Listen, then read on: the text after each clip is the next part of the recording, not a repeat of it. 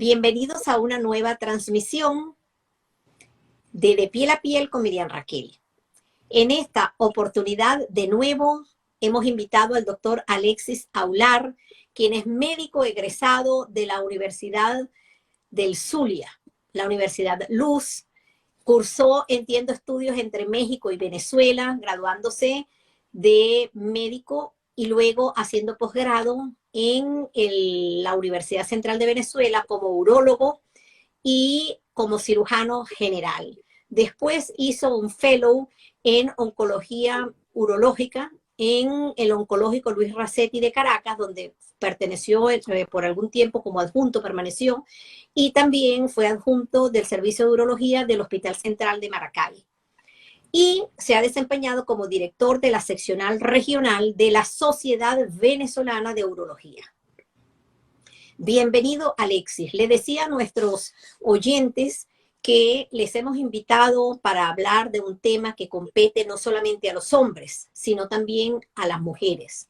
Compete a la pareja del individuo que en determinado momento no responde a ese estímulo sexual, que no se puede concentrar, que a lo mejor cuando le preguntamos cuántas erecciones ha tenido usted o cuántas veces ha tenido relaciones sexuales la semana anterior o en las últimas 4 semanas, o quizás le preguntamos si respondió a la estimulación sexual de su pareja, cuánto tiempo permaneció ese pene en erección, si realmente sintió satisfacción, si logró una penetración, pero después inmediatamente aquello flejó y no pudo culminar con el acto sexual. Esas preguntas tienen que levantarnos las antenitas, disparar el gatillo para pedir asesoría. De ese tema vamos a estar conversando con el doctor Alexis Aular. Bienvenido, Alexis. Gracias, buenas tardes aquí en Venezuela. Buenas noches aquí en España. Sí, de otras partes del mundo estarán de noche, en penumbra. Sí, antes de continuar, bueno, muchas gracias por la invitación, gracias por la confianza. Miriam Raquel, una gran amiga de hace mucho tiempo, vecina, de consultorio. Exactamente. Y bueno, en una época compartimos mucho físicamente, pero seguimos compartiendo virtualmente. Sí. Una aclaratoria, mira, una aclaratoria antes de seguir. Yo comencé a estudiar en la Universidad del Zulia, hice un periodo en México y me gradué en la ULA. Yo soy médico egresado de la ULA. Y después me fui a la UCB en Caracas a hacer posgrado. O sea, que tú eres un médico viajero. Nosotros en la Universidad del Zulia tenemos el posgrado de dermatología pediátrica, que es un posgrado universitario avalado por la Universidad del Zulia en Venezuela. Exacto. Bueno, comencemos diciendo, ¿cuándo podemos decir que una persona tiene disfunción eréctil? ¿Cuándo decimos que el desempeño sexual no está bien? ¿Tiene que ver con las edades? ¿O entiendo que desde la adolescencia, que no deberían ser las relaciones sexuales tan precoces, pero vemos que se presentan, también chicos consultan porque les parece que no están funcionando como debe ser? ¿Son ustedes el sexo fuerte realmente o no? Bueno, son varias preguntas en una. Lo primero, vamos a la definición de qué es una disfunción eréctil o qué es disfunción eréctil. La disfunción eréctil se define como la incapacidad de lograr una erección lo suficientemente duradera y satisfactoria para lograr una relación sexual adecuada, pues, ¿entiendes? Entonces, ya ahí eso encierra una insatisfacción por lo que se ha hecho o lo que no se hizo, ¿entiendes? Entonces, ese es el concepto como tal. Sobre la cantidad o los números o los individuos que son candidatos o sufren de disfunción eréctil, hay un amplio rango, pero sí hay una tendencia a los hombres adultos. No quiere decir que no suceda en los hombres jóvenes, y todo eso tiene explicación. En el caso de los hombres adultos, eso está asociado a múltiples factores que van desde los factores que tienen que ver directamente con un proceso de envejecimiento y deterioro que tiene que ver con la edad, y hay una relación directa, innegable, pero también tiene que ver con otros factores que son llamadas comorbilidades, o sea, enfermedades que los individuos llegan a adquirir durante su vida y que la llevan por años hasta el final de sus días. Enfermedades como la diabetes, la hipertensión, las dislipidemias, enfermedades autoinmunes que generan procesos inflamatorios crónicos que al final van a alterar la estructura vascular, que este es el target, este es el problema, la estructura vascular enferma, que es lo que va a manifestar en la mayoría de los casos o a generar en la mayoría de los casos una disfunción eréctil. Sin embargo, eso no quiere decir, para que no quede como que hemos dicho que esas personas que tienen, que es un alto porcentaje de nuestra población mundial, que sufren de hipertensión, que tienen diabetes o que tienen otras enfermedades que tú has llamado comorbilidades, no funcionen como debe ser. Sí. Porque yendo con ustedes y recibiendo tratamiento y sobre todo poniendo los pensamientos donde deben estar, sobre todo a la hora de tener una relación sexual, los hombres van a funcionar. ¿Estoy en lo correcto o no? Sí, claro. Hay etapas o fases donde la disfunción eréctil empieza a presentarse y se establece y permanece y se puede quedar inclusive definitivamente. De hecho, cuando se lee a profundidad el tema, muchos coinciden de que es una enfermedad incurable, porque como la relacionan con la edad, así como no se puede echar para atrás el almanaque, tampoco se va a poder echar para atrás la facultad o esa capacidad de lograr erecciones como tal. Sin embargo, cambios de actitud y medicamentos, sobre todo, tratamientos específicos, pueden lograr que el individuo lleve más allá su capacidad para tener coitos satisfactorios. Volviendo a los números que nos quedamos un poquito cortos ahí, sobre la población mundial se habla de que hay una incidencia entre el 5 y el 47% en general. Hubo un trabajo que se hizo en el norte de América del Sur, que fueron Venezuela, Colombia y Ecuador, donde se determinó que el 52% de los hombres mayores de 40 años sufrían o habían tenido un episodio de disfunción eréctil. Eso nos habla de que tiene una incidencia importante a nivel mundial, porque esto es un reflejo de lo que pasa en grandes poblaciones en el mundo. Ahora, eso no hay que divorciarlo de los medios ambientes y de los estilos de vida, porque si bien es cierto que al final la causa vascular o el deterioro de la estructura vascular es lo que va a incidir directamente sobre la disfunción eréctil, el estrés también, las emociones también, los estados de comorbilidad que habíamos hablado, son en total o en conjunto los que van a deteriorar esa capacidad del individuo. Cuando dijiste sobre el sexo fuerte, el masculino, el hombre, el sexo fuerte, ni tanto, eso ha ido cambiando en el tiempo porque ya los hombres se está viendo que son menos fértiles y son menos potentes. Y a eso medida tiene que ver con el estilo de vida. Vamos avanzando en la era del globo terráqueo. Pero yo quiero insistir como pediatra que vemos desde el bebé en el vientre materno, incluso la pediatría preconcepcional, que es la que deberíamos hacer cuando tú y yo decidimos que vamos a ser pareja, y mientras se va gestando el bebé y todo lo más, y sobre todo con los adolescentes, ¿sabes? Porque la pediatría termina, para mí, según la escuela americana del adolescente, cuando alcanzamos esa madurez, que muchas veces pasan los 25 y no se ha logrado, ¿vale? Ese es mi concepto de pediatría. Entonces, fíjate, en los jóvenes el problema generalmente lo he visto que conversábamos que hacíamos mucho diagnóstico de infecciones de transmisión sexual y otras patologías, sobre todo cuando estaba allí en Venezuela. Entonces veía muchísimos jóvenes que consultaban por el área genital y las infecciones de transmisión sexual. Y entonces en estos jóvenes el problema generalmente se sucede cuando están iniciando la vida sexual, que ya dijimos que no lo recomendamos, que cada etapa de la vida y cada situación tiene su tiempo y hay que esperar incluso por la madurez, no solamente psicológica, sino corporal, pero que a lo mejor tienen un encontronazo y en esa primera relación sexual no les fue bien y entonces se preparan para la próxima vez y a lo mejor tienen un segundo, un tercer fracaso y esos intentos como que va fallando y mentalmente se van llenando como que de una ansiedad.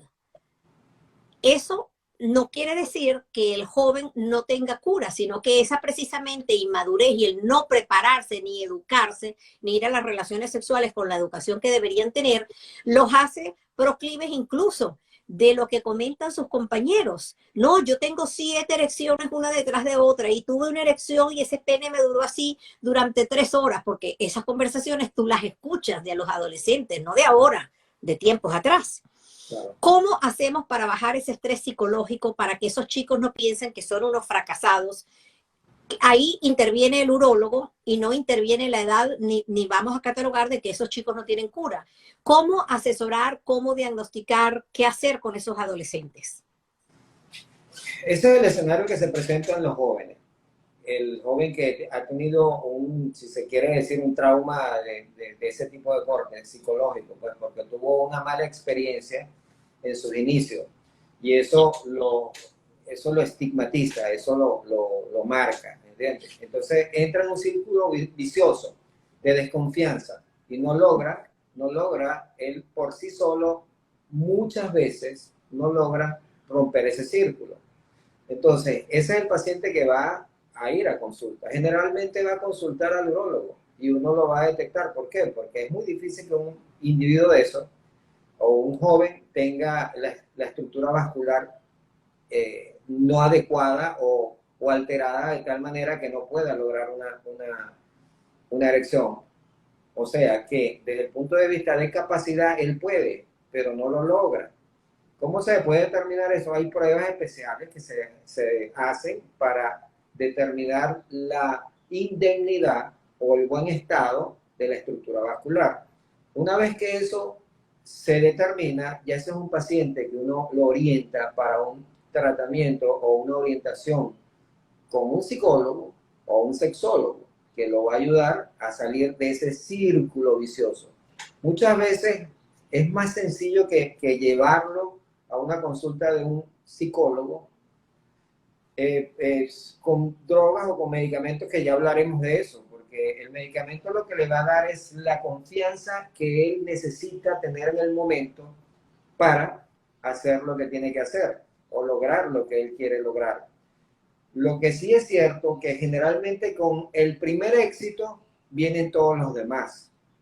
O sea, esa falta de confianza la recupera en el primer éxito cuando él considera que lo hizo bien y eso se va a repetir una y otra vez, una y otra vez.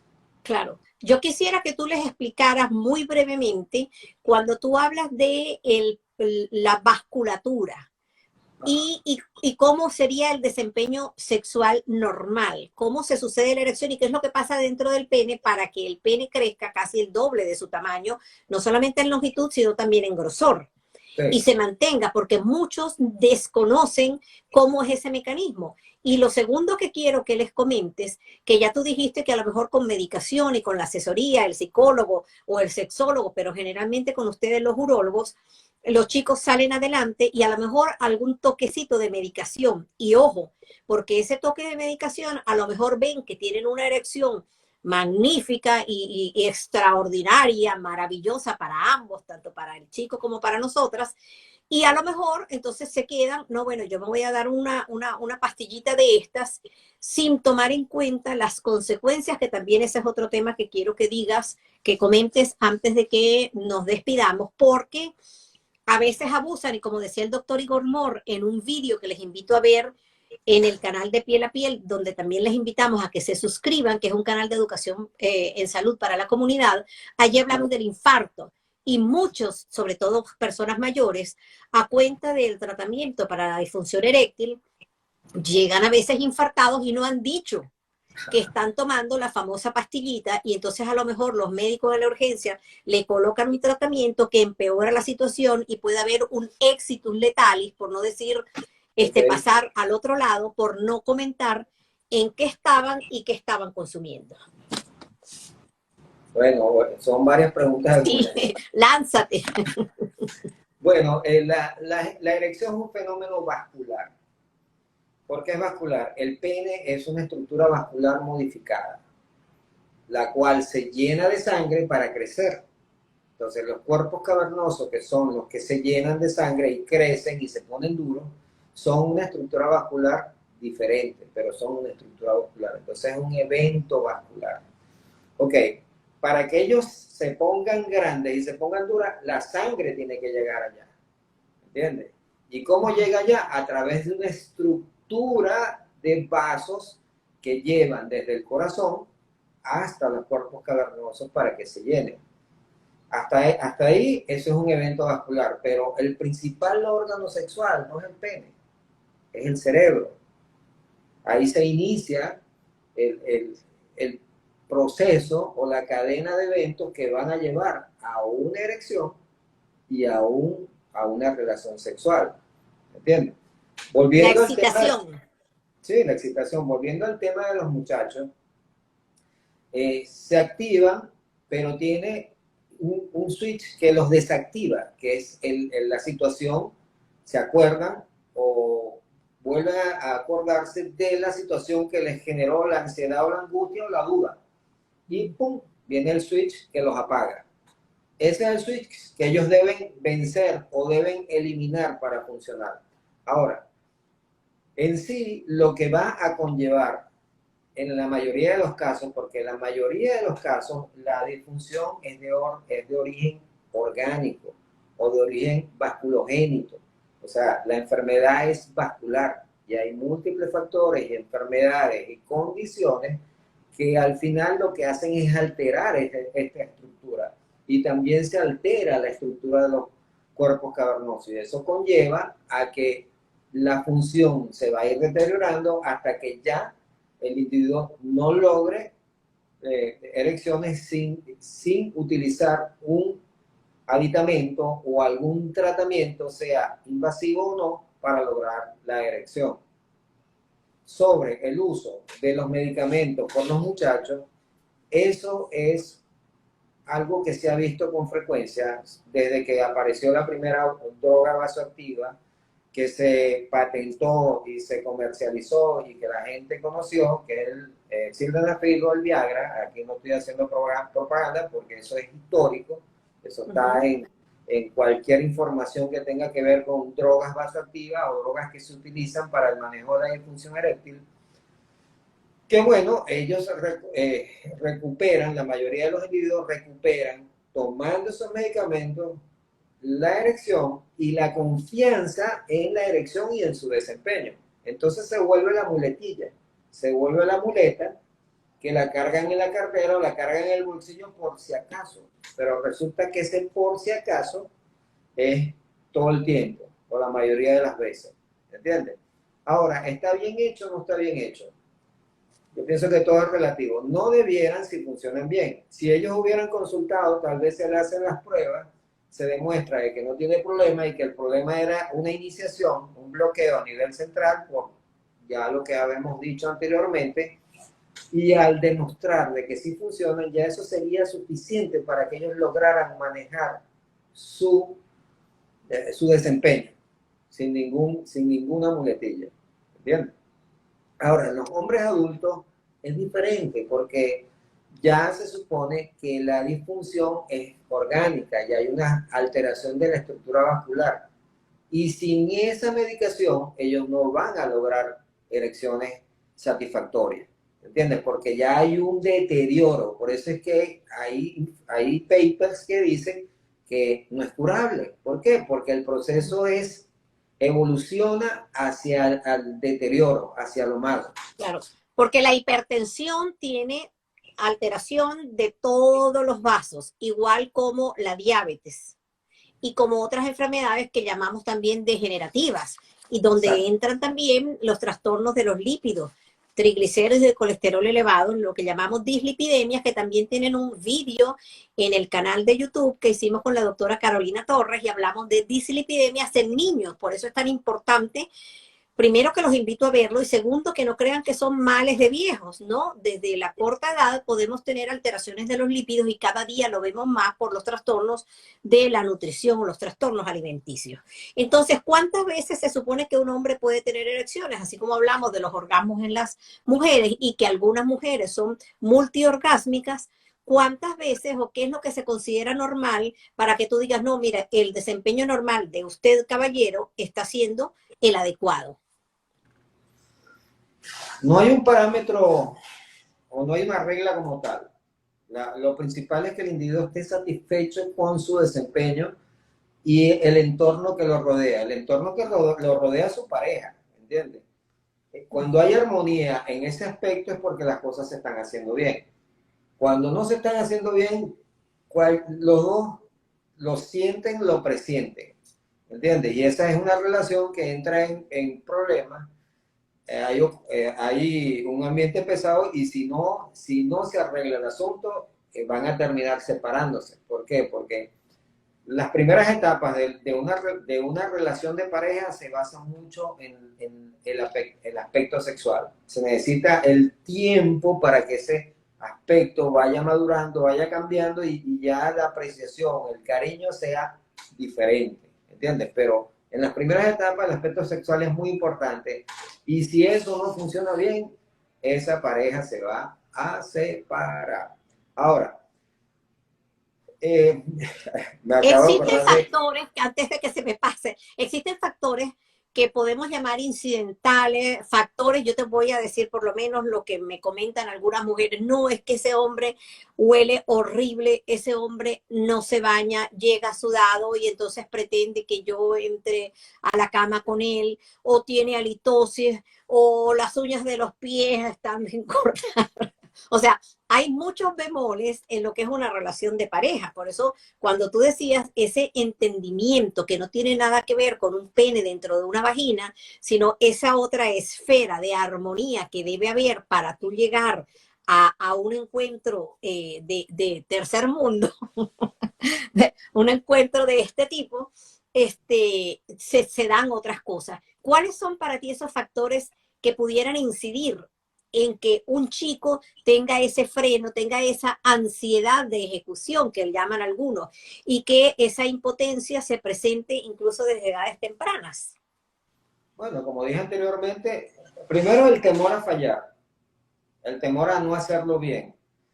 Y si se le cumple ese miedo, ese temor que tiene, que falló, imagínate, entra en un barranco. O sea, va a pensar de que no sirve o no tiene la capacidad que tienen otros para hacer lo que debe hacer bien, ¿entiendes? Porque ya a esas edades que se comienza la actividad sexual, generalmente tiene un entorno de amigos que se comentan y se dicen, y por supuesto los más mayores que están más experimentados echan sus historias o cuentan sus historias, y él inevitablemente va a comparar su experiencia con la que cuentan los otros. Ya eso es un freno.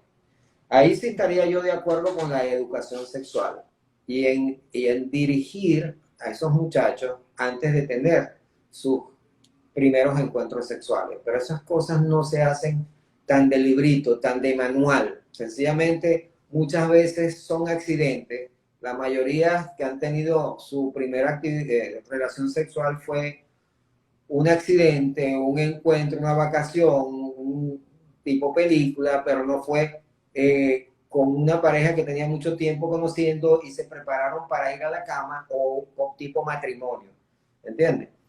Pero todo eso significa un background para cada quien y eso le da madurez al individuo y bueno, aparte de la vivencia propia, el hecho de estudiar y madurar también te ayuda a tener la mejor actitud en todas las esferas de tu vida, pues. ¿Entiendes? Sí. La madurez te da seguridad, sí, y te posiciona, pues, como persona. La autoestima, el amor, el afecto con la otra persona con la que tú estás relacionándote. Entonces, una vez hecho el diagnóstico, ¿cómo le ofreces tú o qué ofreces tú como diagnóstico para una persona, un hombre que te consulte porque cree que tiene una disfunción eréctil? ¿Qué más, además de esa prueba que no sé cómo se llama, si la puedes explicar un poquito? Hay pruebas para hacerlas. Hay las exploraciones que se hacen con ultrasonido, que son los ecodoppler de las arterias y de los vasos penianos. Las pruebas se hacen antes y después de una erección, o sea, el eco se hace antes y después de la erección, o sea, con y sin erección. Se inyectan unas sustancias que son vasoactivas o vasculogénicas que van a generar la erección sí por sí. O sea, son prostaglandinas. Vasodilatadores, sí. Sí, Que vasodilatadores. abren esos vasos en el Sí pene por para que sí se llenen. se inyecta, entonces se ve el resultado, se miden se miden los diámetros y también se valora la rigidez de la erección. Ya con eso, ya uno decide para dónde orientar a ese paciente. Pero en la mayoría de los casos, esos pacientes se quedan con el urólogo. ¿Por qué? Porque tienen varias alternativas en tratamiento, desde los no invasivos a los más invasivos, para el manejo del problema. ¿Entiendes? ¿Cuál es ¿Cuál es el que más se utiliza en términos generales? No, no vamos a enseñar porque esto no es una consulta, esto es una orientación, pero ¿cómo sería para los que ya lo están usando, lo están tomando? ¿Cuáles serían esas precauciones y cómo sería el correcto uso de esa pastillita azul? Muy bien. Aparte de hablar de esto del tratamiento, pienso que es importante hablar de cómo se va deteriorando la estructura vascular y por qué. Pero bueno, Ajá. el tratamiento... No, cuéntanos. Ok, fíjate que los factores de riesgo se describen varios, ¿no? El tabaquismo es conocido de que tiene una relación con alteraciones del endotelio vascular y a la larga va a llevar a una disfunción eréctil, va a tener trastorno de la erección. El otro, la hipertensión. Por sí sola la hipertensión puede generar por deterioro vascular, porque a la larga los hipertensos también tienen un deterioro vascular. Hablan de que un 15% de los hipertensos con tratamiento son impotentes. Uh-huh. Tomando en cuenta inclusive que el tratamiento hipotensor per se puede generar una disfunción. ¿Por qué? Porque baja el nivel o baja la presión sistólica, que es con la que se llena el cuerpo cavernoso. ¿Entiendes? Al bajar esa presión, el cuerpo cavernoso no se llena lo suficiente y no va a tener rigidez suficiente. Lo otro es la obesidad y el sobrepeso. La obesidad está relacionada con trastorno de los lípidos. Estamos hablando también de la dislipidemia. Entonces, hablan de los tratamientos de dislipidemia con las estatinas. Las estatinas, hay trabajos que dicen que pueden mejorar y hay otras que dicen que definitivamente contribuyen a la disfunción eréctil. Tenemos la diabetes. La diabetes sabemos también que va a alterar la microvasculatura, va a generar enfermedad vascular, altera el endotelio y también altera los cuerpos cavernosos. Todo diabético que se declare con disfunción eréctil es un predictor fuerte de tener enfermedad coronaria silente y tiene riesgo de eventos coronarios que son los infartos. Ahora, fíjate, ¿y el alcohol? Alcohol también, pero fíjate que el alcohol no le da un grado de importancia tanto como las enfermedades que te van a alterar el metabolismo. ¿Entiendes?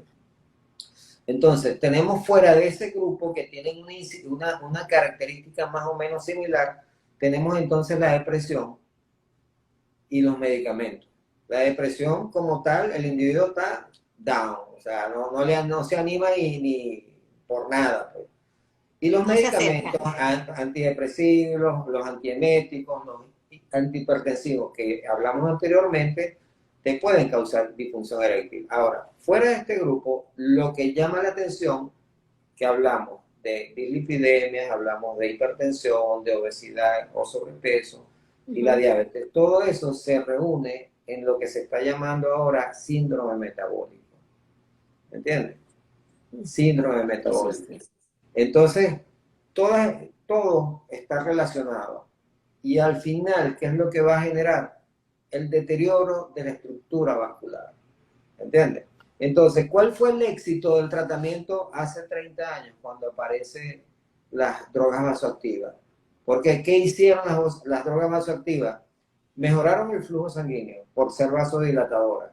Las drogas vasoactivas como el sildenafil y hay otras, también otras conocidas, pero no vamos a hablar de eso en particular, porque todas son iguales. O sea, todas son iguales, la diferencia es la edad y los efectos indeseables que tiene una menos que otra, porque fueron en desarrollo para evitar o quitarle lo malo y dejarle lo bueno. Okay, entonces las drogas vasoactivas funcionaron. ¿Por qué? Porque atacó el target. El target era la estructura vascular, que no llegaba suficiente sangre hacia los corpos cavernosos. Al lograrse la vasodilatación y el aporte necesario de sangre al cuerpo cavernoso, se solucionó el problema temporalmente. ¿Por qué temporalmente? Porque la droga vasoactiva funciona, pero si el deterioro vascular continúa, va a llegar un momento en que la droga vasoactiva no va a funcionar. No hace efecto. Entonces el paciente va a pasar a otro método de tratamiento. A otro método de tratamiento. ¿Cuáles Entonces, son? ya voy para allá. Fíjate que una de las cosas que tiene el tratamiento actualizado para mantener o proteger al individuo su función eréctil son esas drogas vasoactivas. Pero fíjate que tú lo debes haber escuchado. Ahorita se manda mucho una presentación a bajas dosis consecutivas que el concepto es diario o interdiario. ¿Y qué es lo que hace eso? Entre otras cosas, protege el endotelio del deterioro. Sí. Por ende, al proteger el endotelio, también evita los eventos cardiovasculares. O sea que con o sin actividad sexual no es como antes que, bueno, voy a tener una relación, me llevo la pastillita, me volteo, me la tomo y sigo. Ese concepto cambió. El concepto cambió porque el tiempo pasó y la experiencia, el uso de los medicamentos conllevó a esas conclusiones. Entonces las primeras pastillas que aparecieron fueron las pastillas de la oportunidad, del momento, sí. de vamos al sitio, al momento y ya está. No, eso cambió.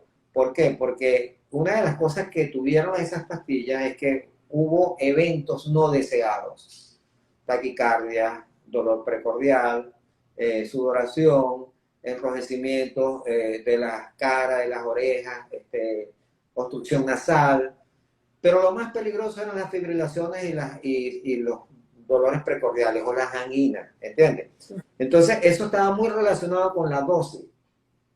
Entonces, ¿qué se buscó? Disminuir la dosis para disminuir el riesgo. Pero en el tránsito, en el camino de las pruebas y los estudios que se hicieron, se demostró que protegían el endotelio, mantenían una adecuada oxigenación y en el caso de la próstata inclusive servían porque ellos aumentan el contenido del AMP cíclico intracelular y eso relaja la estructura vascular, la musculatura lisa la relaja, ¿entiendes? Entonces, al suceder eso, con esos medicamentos se puede lograr mejorar el flujo de orina y enlentecer de alguna forma la hiperplasia prostática, que son cosas adicionales que se descubrieron en el camino. Entonces, ¿qué pasa con esa gente? Al darle una alternativa que tal vez no fue con esa intención, una alternativa que le protegía la estructura vascular, entonces el individuo notó, o notamos todos, porque también el que prescribe el medicamento, que la patología disminuía drásticamente y el individuo satisfactoriamente evolucionaba con su disfunción corregida. Ahora, en esos pacientes donde el deterioro se mantiene, ¿por qué? Porque el deterioro tiene que ver mucho con estilo de vida, con tipo de alimentación, que es lo que lleva a la diabetes, al síndrome metabólico, al sobrepeso, a la hipertensión. Todo eso tiene un fondo común o un origen común, y es una alimentación inadecuada y un estilo de vida inadecuado que incluye el sedentarismo. Si eso no se corrige, el paciente no va a aportar realmente de su parte, no va a ser proactivo en la recuperación de la función eréctil. Va a depender de un medicamento, y a lo que el medicamento no le haga efecto, va a caer en la próxima etapa. La próxima etapa es la inyección intracavernosa. ¿Por qué? Porque ya lo tomado no es suficiente No funciona. para que haya. Entonces hay que meter el medicamento vasoactivo dentro del pene con una aguja para que entonces haya el evento. ¿Entiendes? Y si continúa el deterioro, que es lo que se ve, porque el diabético sigue siendo diabético, el obeso sigue siendo obeso y hasta más, ¿entiendes? Y el hipertenso nunca se cura, que es lo que la mayoría de los mortales creen. Entonces, nada, ese va a llegar otra vez a va a tener otra vez la disfunción eréctil a pesar de haber tomado las pastillas, haberse puesto las inyecciones intracavernosas. Entonces va a pasar a ser un candidato para prótesis. Y Alexis, de eso me están preguntando aquí por el WhatsApp, por privado, quizás no se atreven a preguntarlo por allí, no sé por qué, pero me están preguntando de eso de las bombitas. Sí, que si puedes explicar si es a eso te estás refiriendo cuando hablas de prótesis. Sí, es que las prótesis las hay rígidas, semirrígidas e hidráulicas de 3 componentes. La hidráulica de 3 componentes tiene una bombita, que la bombita se pone subcutánea, se pone en el escroto, al lado del testículo o arriba del testículo. Entonces el individuo con el dedo, si es derecho, se pone al testículo derecho, pues en el escroto, con el dedo acciona un mecanismo que va a llenar la prótesis, el cuerpo cavernoso. La prótesis va dentro del pene, dentro del cuerpo cavernoso, y eso crece. A eso le dicen la bombita, la bombita. Pero hay un tratamiento, que no sé si será el que él dice, que también es una bomba, que se llama vacuum, y que eso lo iba a nombrar yo al final, porque no está dentro del esquema recomendado por las sociedades. O sea, primera línea, segunda línea, tercera línea. El vacuum aparece ya de quinta línea, ¿entiendes? La quinta línea es el vacuum, que es un cilindro que genera vacío con una bombita. La bombita lo que hace es que chupa el aire de dentro del cilindro. El pene se mete dentro del cilindro y entonces la bombita saca el aire dentro del cilindro, y eso va a promover, por un vacío que se genera alrededor del pene, que el pene se llene de sangre. Como una presión negativa. Presión negativa como el tórax, como el pulmón. Exacto, sí. Como una presión negativa. Entonces eso ayuda a lograr una erección que dicen que no es fisiológica por el mecanismo y porque es una erección fría, pero es una erección. Se puede lograr tanto el tamaño como rigidez. Y entonces tiene el individuo que ponerse una banda elástica en la base del pene para atrapar la sangre, para que no se le para que no se salga. Después para que se llenó, que no se salga y se mantenga ahí. Exacto. Sí. Ese es un aparato, un mecanismo que se utiliza mucho en los Estados Unidos. Se vende mucho. ¿Por qué? Porque es venta libre. ¿Entiendes? En los sex shops los venden.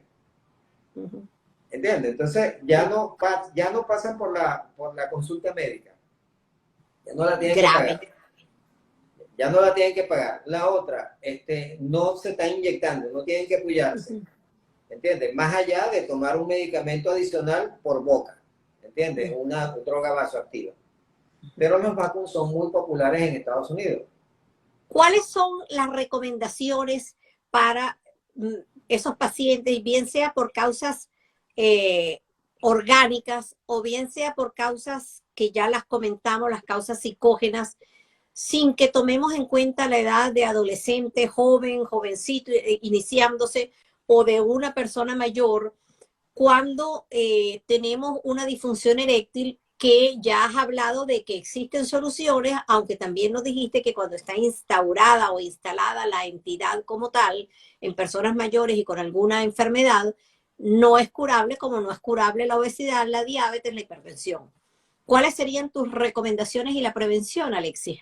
Fíjate, a grosso modo yo he hablado de estilo de vida, ¿no? O sea, los individuos tienen que buscar cambiar su estilo de vida y su estilo de vida incluye incluso el tipo de alimentación, incluir el ejercicio frecuente, el caminar o el hacer algún deporte o hacer escalar montaña o hacer ¿El ciclismo. ciclismo no es perjudicial?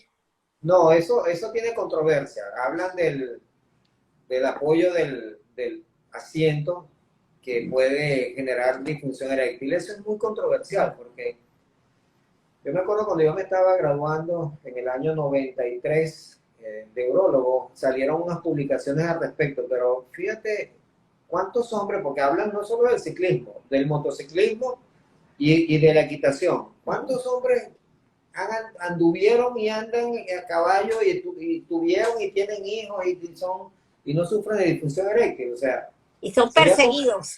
sería Son perseguidos por las damas.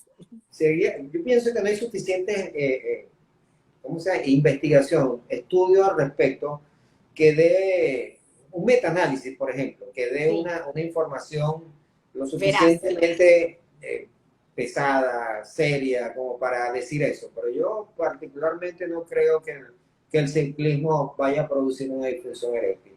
Sí lo va a producir porque el que es ciclista es deportista. El que es ciclista se va a cuidar en la alimentación. ¿Entiendes? El que no hace ciclismo porque le va a producir una disfunción eréctil te ha puesto a que es fumador, a que no hace ejercicio, a que es obeso, a lo mejor sufre de dislipidemia, consume azúcar como loco, ¿entiendes? Ese sí no, aunque haga o no haga el ciclismo, está fregado. Ese va para allá, disculpa la palabra, ese va para la disfunción eréctil. Entonces, bueno, volviendo al tema de la disfunción se puede prevenir, incluso se puede revertir, sobre todo en esos casos donde tiene que ver con malos hábitos. ¿Qué puede hacer un diabético? Bueno, uno tiene que referirlo a un especialista, en tal caso un endocrinólogo, ¿entiendes? Y a un nutricionista, porque la diabetes es consecuencia, muchas de ellas son consecuencias de malos hábitos que a la larga desequilibran el páncreas, el equilibrio de insulina y páncreas y la glucosa en sangre. Nada, entra en un síndrome metabólico irrecuperable y de ahí para abajo. De ahí para abajo, cuando digo yo, es disfunción eréctil, hipo o hipertiroidismo, infertilidad. Son muchas cosas que están relacionadas con eso. ¿Entiendes? Entonces sí creo que parte del tratamiento es el concurso de ciertas especialidades. Los cardiólogos, por ejemplo, en los casos de pacientes diabéticos con disfunción eréctil, hay varias publicaciones que dicen antes de enviar un tratamiento para disfunción eréctil en un diabético, hay que mandarle a un cardiólogo que le haga su evaluación. ¿Por qué? Porque ya se acepta de que ese es el primer signo en un diabético. La disfunción eréctil puede ser el primer signo de una enfermedad coronaria silente. Entonces, si usted le mejora, entre paréntesis, la disfunción medicándolo y el hombre se zumba con su medicación, teniendo una enfermedad coronaria silente, ahí podría haber un accidente. Sí. Entonces, los expertos recomiendan la evaluación antes del tratamiento. Y por supuesto, los pacientes que son cardíacos, que han tenido eventos cardiovasculares, eso sí, se tiene que manejarse bien pegadito con el cardiólogo, porque son pacientes de alto riesgo. Que bueno. Alexis, Leonardo Lamoglia, saludos desde España, doctor, tremendo médico. NC Producciones, mi amigo, saludos Raquel. No veo ninguna pregunta, dice Paleosano, o sea, nos hemos vuelto una especie débil, dicen por allí. Nada, te saludan. Urología 2000 también envían saludos. No hay ninguna pregunta. Yo creo que el tema les ha quedado claro. Les recuerdo que hace unas semanas, estando yo en Venezuela, hicimos un vídeo con el doctor presencial, ambos juntos, sobre las verrugas sexuales, que está muy interesante. Los invito para que lo vean y también les invito para ver temas relacionados con el área genital. Hablamos de infecciones de transmisión sexual con un infectólogo pediatra también muy reconocido en Venezuela, en el estado de Aragua, que es el doctor Roque Aguad, y hablamos de infecciones sexuales en niños y en adolescentes. Y también en el mismo canal de Piel a Piel, así todo en una sola palabra, pegadito en una sola palabra en YouTube, que les invito a que nos sigan, hablamos de fimosis y adherencias con otro Alexis, que también es urólogo, con el doctor Alexis Riquel, famoso urólogo infantil, cirujano plástico infantil y cirujano pediatra infantil. También los invito a que lo vean. Y un último que les quiero recomendar, que tiene que ver con el área sexual y que hoy en día está prevaleciendo el concepto de la viruela del mono como infección de transmisión sexual, que era una pregunta que yo le hacía al doctor pediatra epidemiólogo Luis Echezuría Marval. Así que los invitamos a que sigan al doctor en su Instagram, que se lo vamos a dejar por aquí anotado, que recuerden que el doctor pasa consulta en el Centro Profesional La Floresta en Maracay como urólogo, y recuerden que la urología no es solo de hombres, la urología también atañe al aparato urológico, como su nombre lo dice, femenino. Nos saludan por aquí. Aquí tengo dice, una pregunta para que no quede. ¿Qué tiempo debe durar la banda elástica en el pene cuando se coloca? Sí, José Cumana. Sí, lo lógico es que eso debiera servir para una relación sexual normal.